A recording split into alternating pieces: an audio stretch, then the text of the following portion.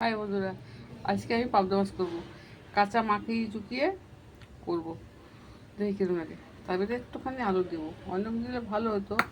কালো জিরা ফোড়ন দিয়েছি, আলুটা পাতলা পাতলা করে দিয়ে দিচ্ছি। ওই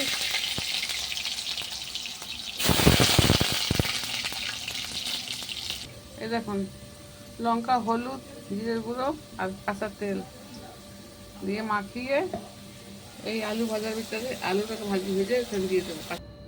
এই দেখুন বন্ধুরা, আমি মাছটাকে ভালো করে মাখিয়ে নিয়েছি নুন, হলুদ, লঙ্কার গুঁড়ো দিয়ে। এবার কাঁচাই ছেড়ে দেবো এটাকে। এই দেখুন, পুরো মাছটাকে মাখিয়ে দিয়ে দিয়ে দেবো।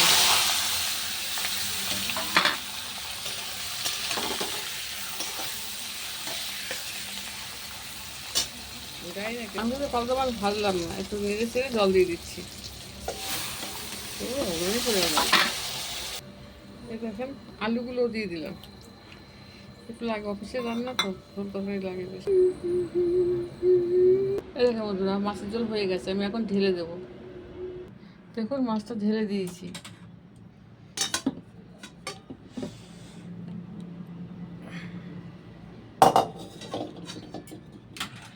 আজকে পাবদা মাছ করেছি, একদম মেখে ঝুঁকে এক ফোড়ন দিয়ে বসিয়ে দিয়েছি। পাবদা মাছটা ভাজি নেই, একবার করে খেয়ে দেখবেন, যা লাগবেন না খেতে। এই দেখুন, মেখে ঝুঁকে এক ফোড়নে পাবদা মাছ, দেখতে কত সুন্দর হয়েছে। পাবদা মাছ বেশি কড়া ভাজলে ভালো লাগে না, দেখেন ভালো লাগবে, করে একবার খেয়ে দেখুন না। কাজুরি মাছ